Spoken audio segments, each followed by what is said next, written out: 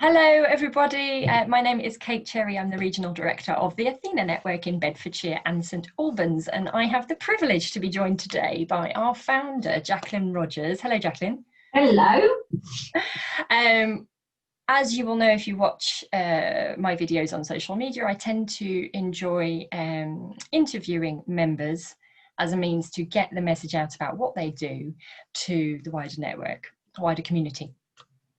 Because we are essentially business networking gatherings, meetings for women in business. However, I feel that it's great to be able to get those messages out through the social media platforms to the wider community. And so it occurred to me that actually, why not interview the person who is the reason we're all here, to find out a little bit more, which most of which I already know, of course, but I think it's best to hear from the person who created all of this and the person who is the reason that I'm here today with what I consider to be an incredible opportunity for women in business to get the word out about what they do, to create a community, to create that support and connection that we all thrive really, especially at the moment. So Jacqueline, I'm just going to pretend you're one of my normal interviews and I'm going to go straight in and say, what's Athena and how does it work? Okay, so Athena is a networking and business club, and I think that that's the important networking, training, development business club, and I think they're the important things to emphasise, because if there were a tagline, and we're not going to use that one, you know, we're not just a network, it would be that the training and the business development is absolutely critical. So for me, I come from a training background, and when I couldn't find what I was looking for in regards to networking organisations, I realised that for me, the key was learning how to do things. When I know how to do things, I feel really comfortable in an environment, because I'm an introvert. So introverts need to know the structure, they need to know the way things are, and then they can relax and be themselves in what can appear to be an extrovert's environment. So it was important for me when I was creating the Athena network that I created an environment that everybody else felt comfortable with. How do we do that? We include all of the training. And the training is, for me, the most critical part. And the magic happens in between the meetings. So what we're doing is we're bringing women together so that they've got this moment in time, 1 minute, although it's not 1 minute, they've got breakout rooms and things like that, but 1 minute so they can say, this is what I do, this is what I need you to do for me, their call to action. And then the magic happens in between, and that's where we're training and we're developing, and we're encouraging our members to become trainers and speakers and developing other people as well. So I really feel this huge ripple effect with Athena. It's not just the meeting, it's just what happens, how it cascades out.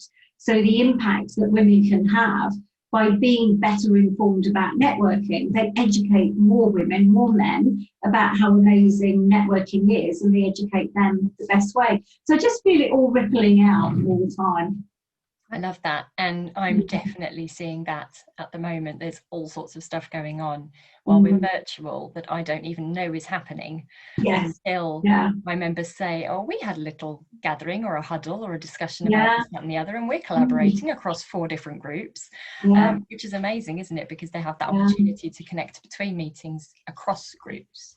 So how did it go from you identifying that opportunity that there was something else that you needed to this? There are how many of us regional directors now? 31 regional directors at the moment, and a few, as you know, have got multiple territories. So yes, so more regions. More regions. So there are more regions than there are regional directors. So how we went with it kind of was accidental, but a beautiful accident, if you like, in so much as, let's see if it works. Let's have a gathering of just women who want to network and see how that works. And from that gathering, and I think it was around about 100 ladies, it was like, oh, okay, so there's something else that can be done here. So that was then chunked down into areas, into regions that could be managed. So one of the first regions, for example, was East Chilterns, which is an area that I still manage. And it is quite it's sentimental, but it also it informs me. If I'm still the regional director of those groups, then I believe I can be a better service to regional directors, because I'm not just talking theory, I'm actually having an experience of what it's like to manage and support women through the 15-year period, because things have changed. So if I'd said, just follow the manual that we created 15 years ago, everybody would be running around like headless chickens now and not knowing what to do. But of course, then with that growth, so, small areas starts, and then, let's launch another group because this is clearly having an impact. To be fair, I don't think it was even us at the time, because I was working with regional managers as well. It was ladies saying, could you have a group in Reading? That was one of the other areas that we first launched. Could you have a group in Windsor? It's like, we could, but how do we do it? So at the very beginning, we paid regional managers to actually run the groups for us. I am a big fan of franchising though. So for me, looking at it, it was just like the perfect model. As long as I perfected it. And within an 11-month period, that's what I did. It was a perfect model to be able to say to somebody else, if you follow this model, you'll be able to have the success that I've had in creating groups and growing groups as well. So it's funny, actually. It's one of the, the swan analogy where you just kind of like lie, but my legs were like underneath. It's like, how do I do it? And really being quite nitpicky with myself and with others who I worked with as well. So Gina Romero, who was our operations director, she's now she works in Singapore and the Philippines. She and I were co-creating, let's say, the second round of the operations manual. And she was amazing, because she'd go, yes, you do that, but why do you do that? And tell me what comes before that. So what looked like a really simple script or a simple process, we went another layer down. So it's like, but why do we ask ladies to stand at the meeting? Obviously, we don't at the moment because we're all on Zoom. But usually, why do we do that? Why can't we just let them sit there? Why do we structure our meeting in this format? So it's like, for me, it's like, well, we always have. That's how we started. But then when we unpicked it, it was like, yes, this is the right process. And the reason it's the right process is boom, boom, boom. So it wasn't kind of a once and done. It was a once and then keep going back to it. Still now, 15 years later, go back to it. Is it working? Is it working the right way? We've tried it in the model. We've tried the model different ways. For example, when Gina launched in Singapore, we thought that we were far enough away to be able to play with the model and it wouldn't impact on the UK because it's a franchise, so it should all be done the same way. And in actual fact, after 6 months, Gina came back and showed, you're right, the model works, this one doesn't. So we reverted back to what we've always done. So it's consistent improvement. Create, adjust all the time. And for me, that incredible balance between independence as regional directors, but also leadership from you and head office in terms of, particularly now with COVID. And I think we all felt like swans, didn't we? Having to be that constant for our membership and be there to support them, but at the same time, how's this going to work? How's that going to work? That's not happened before. Yeah. Amazing. Constantly, what is it? Course correcting, isn't it? Course correcting. The plane isn't ever on a straight flight path, is it? It's always buffeting. As we're recording this today, I'm in blustery Hertfordshire and it's buffeting outside. And so when you're walking, you have to adjust. You walk a different way, even if it was a sunny day. And that's business, right? And anybody who thinks that it's once and done and then you just keep doing it that way, they're not going to move with the times. An example for us was we didn't have social media in the way that we have it 15 years ago. I am the woman who infamously said to Gina Romero, well, Gina and I both agreed, Twitter would never take off. It would be now, and bearing in mind Gina's career is actually now in social media, working with Sheryl Sandberg and all of these great women in technology. It's like, I hope she never finds out that that's what we said at one point. And Facebook's only for families. We were really smart, but we created and we adjusted. hang on a minute, it's working, it works for business. How can we do it? How can we encourage our members to use it? Like we're using it today, as a spotlight. Absolutely, yeah. And having all of that experience in order to help and support our members as well, regardless of the industry and the profession, really, because we all have the same challenges, don't we? But different ups and downs depending on what's going on. But yeah, I think that's the key, though, what you said there, Kate, is we all have different ups and downs. And I really feel that as a team of directors, we've had that experience where, we can have a group of us who are not high as a guy, but high on life and opportunity, and then others who are really feeling that it's hard, not just business, but life, because we are navigating through such unusual, unprecedented times. It's really, really different. Again, it's one of those things that we couldn't have documented and prepared for. We had a pivot plan, that was good, but we couldn't have prepared for a pandemic. And what I've loved about that experience is that when somebody is down, we lift them up. And when they're up, we can actually look, yes, I can be there. It's okay. They've got it sorted. I'll get myself together. And then nobody is experiencing all up at the same time, all down at the same time. I think that's been hugely beneficial. So even though the legs have been like this, we have had each other to navigate with as well. Absolutely. And who would you say is, why is someone attracted to Athena, or more, who is attracted to Athena? What kind of character traits do you find? We touched on you being an introvert earlier, and I think I'm either that or an introvert extrovert, but absolutely need to know how something works before I'm comfortable to put myself out there. So we do have a lot of people who come to us who are shy or introverted. What are those character traits you find in the women who are attracted to what we have and who thrive with what we have? I think you've nailed it there, actually, because the women who are most likely to come to us are the ones who really like structure. They don't want the discipline, as in if you don't do this, that's what will happen. They don't want that. But they do need to know that when they come along, certain things happen. And when you ask that question, I was just thinking yesterday of a visitor who came to the Beaconsfield group and is joining. And she was like as quiet as a mouse, but I've been able to give her, before the meeting, this is how we do it. This is how you can prepare. These are your objectives. Let me know what they are. Having had a conversation with you, 1 and 2, and I gave her a couple of examples, these might be some that you're thinking of. So the kind of woman who's coming to us is someone who maybe has not had a great experience of networking before. And like me, it's kind of like the woman who went to a networking event, took her coat off, was told, just go into that room, blah, blah, blah, reapplied my lipstick in the ladies and left. I am that, I am the ideal Athena member. It's like, because had I been told, I'm so pleased that you came today.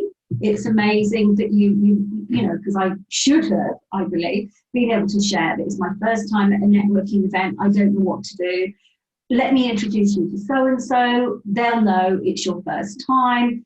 But I didn't know what to do. So I think a lot of the women that are attracting, they haven't known what to do at networking events, or they feel that they haven't had an awful lot of success at networking events. And I'm talking about women who have been networking for a number of years and have been particularly successful. I'm a confident woman. That's the interesting thing. I'm an introvert, but I am confident when I know what the structure is, when I know what the expectations of me are, when I'm comfortable in my environment. That said, one of the things that I've really noticed recently in regards to the kind of woman who we're really attracting to the Athena network is the woman who is resilient, determined, and they, no matter what is going on, they are committed to their end result of making sure that their business thrives. Women who, not so much now, but right at the beginning of lockdown, photographers, for example, where that was just going to be very difficult for them. Travel counsellors, where that was going to be, independent travel people who were just really, what do we do? What do we do? And how do we do it? Anybody who was in hospitality, but they showed up. And I just get goosebumps thinking about a few of them who've done that. And it really does bring me to tears, because I think how resilient they were. They turned up because it wasn't just about them. It was about everybody else who was in the group. So it's somebody who has got the attitude of, what kind of, okay, life's a bit sucky for me right now because, and I made a commitment to this group. I'm going to show up. I'm going to be that person. So they're the network who in other ways. They're the ones who, I'm having my headshots done next week with one of these particular photographers who showed up all the time.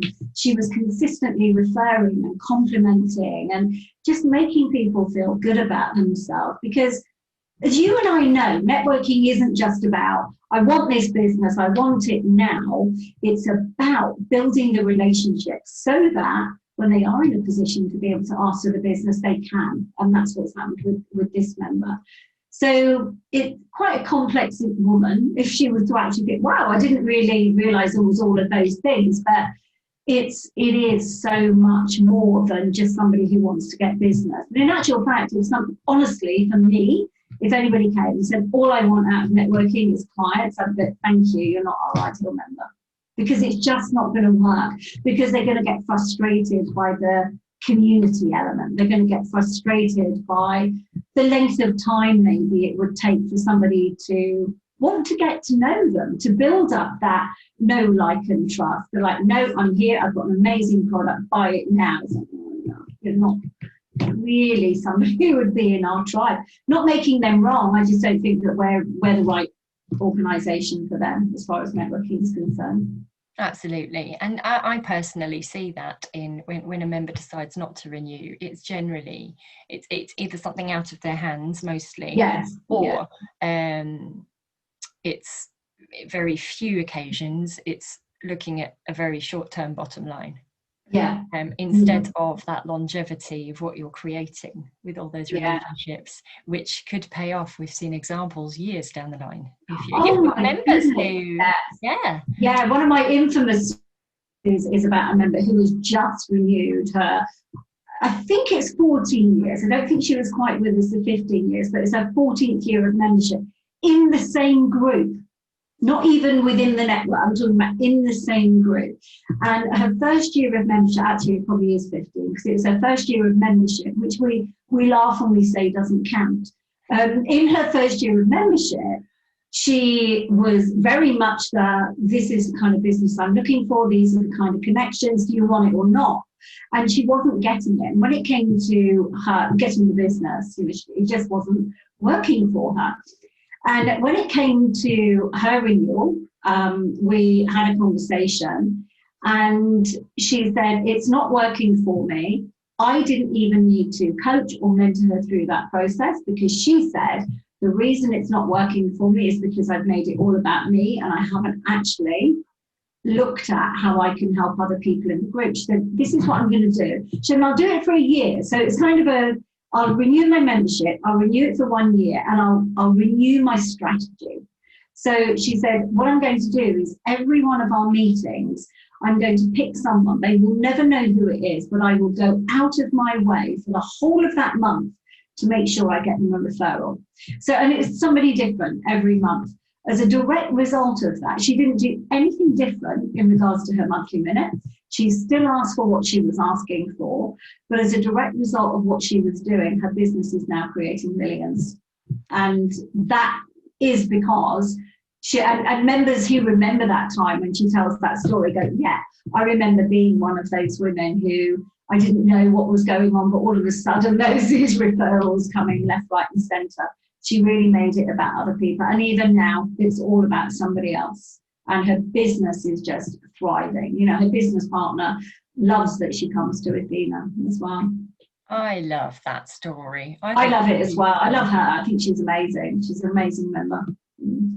I think, shall we end on what's next for Athena and how are we continuing to navigate this current reality, because it's not about when's new normal or normal coming. This is the current reality. This is it. How are we doing that, and what's next? Well, what's next for us is obviously navigating the current reality, you know, because we don't know what's going to be happening in a couple of months. And as you know, Kate, and to share with our members and anybody else who's watching the spotlight, we're just keeping close ear to the ground. And one of our key indicators is how hospitality being affected, because hospitality, the hospitality industry is the one where we host our meetings. So how's it going to be working? So, you know, for us, having tables of 6 is not going to work. I personally went out for a family birthday dinner on Tuesday evening, and it was lovely to be in that little bubble of 6. But when I sat there, because that was probably the first time I've actually been in a restaurant for I can't remember how long. And when I was sat there, I thought, okay, this definitely would not work for an Athena meeting, because there were perspex boards in between all of us. You know, you couldn't hear, which is fine, you know, if you're having fine dining and just a family occasion. But for a networking event, that wouldn't work. So for us right now, it's making sure that we're keeping an eye on what hospitality are doing. We're keeping an eye on what the government advice is. We're keeping an eye on the feedback from members, because we know that so many of our members are desperate to be able to have face-to-face meetings again, as we are. I don't know who I'm going to be when I turn up at that meeting, though. I find I'm getting louder and louder on all of our Zoom calls, to be honest. I think that is the little extrovert coming out there, the extrovert inside the introvert. So it's keeping an eye on all of those things. And until we can do that, perfecting what we're doing online, how can we support our members? So we have Pass Plus, which has been, I'm told, an absolute godsend for so many, because they can, as you said, you know, 4 different groups, and there's this synergy going. Would that have happened before? Probably not. So for me, my best advice for anybody would make the most of that. You don't know who you don't know. And yesterday again from Beaconsfield, you know, we had the young artist turn up, and then there was a jeweler from another group, and there was a lady who she'd worked in fine art, and all of these collaboration. I just sat there looking at the screen going, wow, I didn't see that coming. And now, you know, 3 of them are having a conversation. So what next as well is, how else can we serve our members? How else can we add more value to our members? One of the things that we are doing is we're creating a monthly workshop, which will be available for all of our members at no additional charge. We'll run a workshop. There will be a fee for anybody who's outside of our network, and that'll be made available in the Athena Academy. And it's looking at how we can enhance that service, the Athena Academy, all of the training. How could we involve members in that as well? You know, if members got something that would be worthwhile to run a workshop on. But all of the time, it's just value, value, value. In addition to that, we've got the international launch, which has been hosted by Marilena. So that's definitely happening. Yeah, we're at agreement stage now. So I'm excited to see how that comes. Why is that exciting for our members? Well, for as long as we're virtual, then they have an international group that they can go and visit as well. We do have the virtual club, and the virtual club is primarily made up of ladies from the UK who are located in regions where we don't have any presence at the moment. So they've kind of like gathered together in the virtual club. Can you think of anything else? Have I missed anything else out there? It feels like we've got so much going on that I may have missed something. Yeah, we have certain regions launching virtual only Athena groups as well. Yes, yeah. Myself. You're doing that. Yes. We found that. Okay, we went through sort of March, April. Oh my God, you either had someone who was going to put their head under the duvet, or someone who was going to just get stuck in. But at the same time, there was little commitment to networking if someone wasn't already in it and already familiar and committed to it. But now what I'm finding is that while for a few months people were saying, can't wait to get back in person, it's so much better in person, or yes, I think I'll visit your group when you're back in person, what we're recognizing now is, now it's been a few months, members are saying they've had better results virtually. They're more focused. They don't then get in a car, drive half an hour to an hour and forget everything they just said they'd do. People are being more proactive on their calls to action and on their supporting of each other.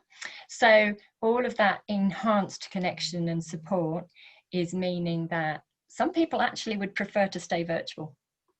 Although, like you say, we do have people who can't wait to get back in person. So yes, in what you've put in place actually is that as part of our allocated number of groups in our territories, one could be a virtual. So that's what we're doing in Bedfordshire, yes. And I know one's launched already, I think down Reading. Yeah, there's one in Reading that has launched already. So 4 people in Bedfordshire, that will be an option if they're locked out of their group, or simply they may have childcare or mobility issues. So I think that's an incredible thing as well. It's not a change in our offering, but it's a change in the format of our offering, I guess, because the meetings are exactly the same.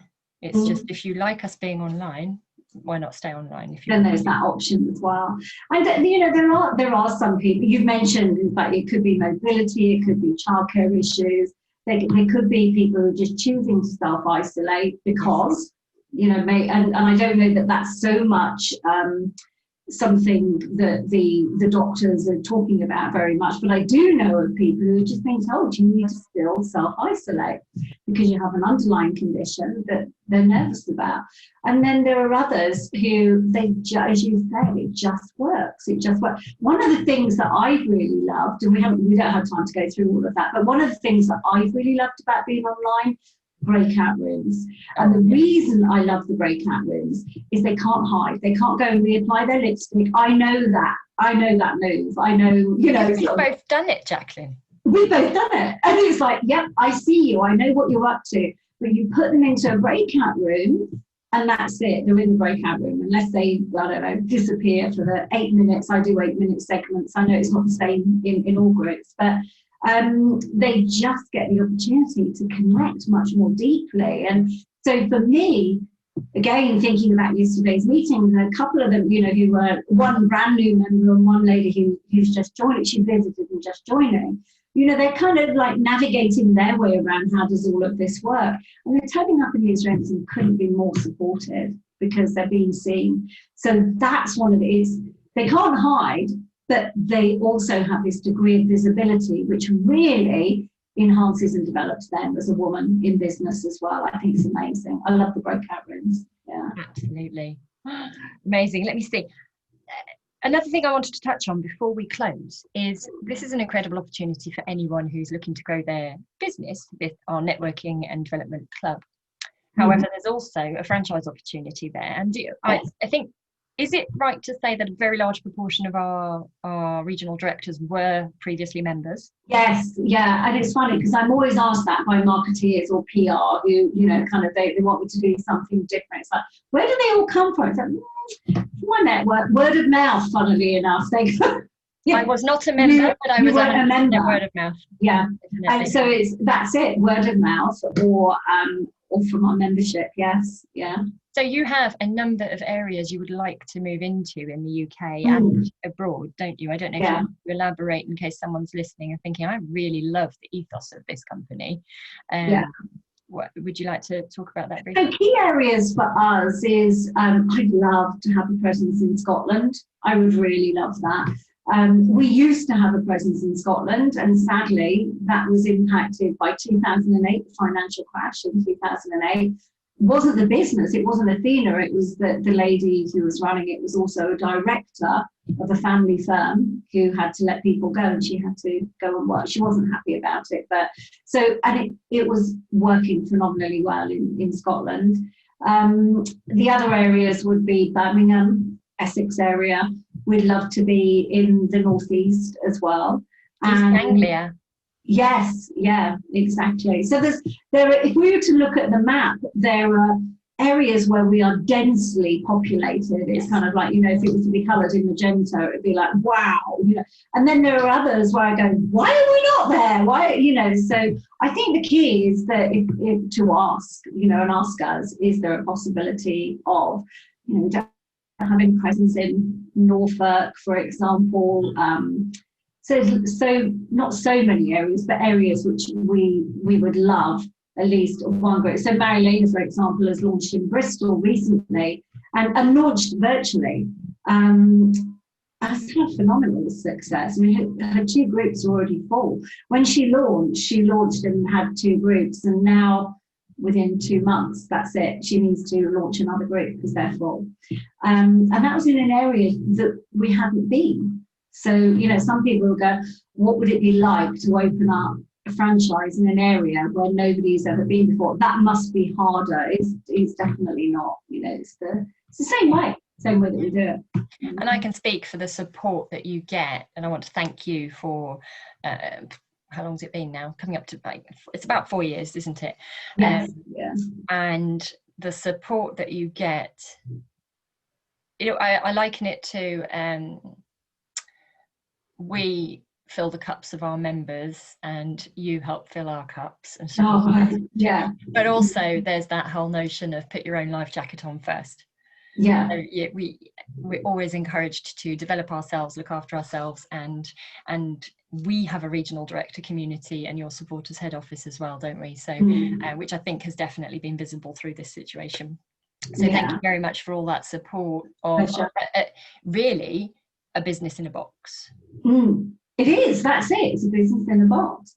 Yeah, and you can bring your own individuality into it as well. That's what I love. You know, we've got so many diverse backgrounds from our regional directors and personalities, and that's what I was saying about the flavour of directors that we've been working with, well, for 15 years, but particularly, it's what's that expression of you never see the strength of a woman until you put her in hot water, from Eleanor Roosevelt. I was trying to get, who is that quote? I've got it up there. You said, oh my goodness, I've got it up there. Yeah, so it's one of my favourite quotes, which is, that was the tea. I sent you all cards with that in, and it was, for me, again, that gives me goosebumps. It's like when your back is against the wall, we really see how strong women are. And I've seen it with all of the directors, and thank all of you, you know, so, because it was a crazy idea to just go, our business can still run if you're all willing to go online. And I saw horrified faces from some of you. You weren't one of them, but, you know, like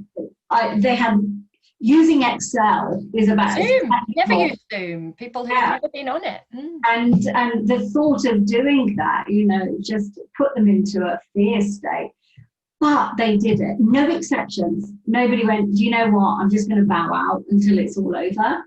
Every regional director went, I'm in. That's it. And that's the strength for us as an organisation. There was no fluffiness. We stuck together. We made decisions together. Some of them were challenging decisions. And when we made them, you know, there were uncomfortable parts. It's like, no, we locked into it. And it's like, no, we're together. And we're on this. We're all together. I think that for me, that has been such a blessing over this period of time. Yeah. Definitely. A tribe within a tribe. A tribe within a tribe, definitely. Yeah. Thank you so very much for your time. My absolute pleasure. If anyone, so we talked about franchise opportunities, so people know where to come to you to talk about that. It's also on our website. There's a whole section.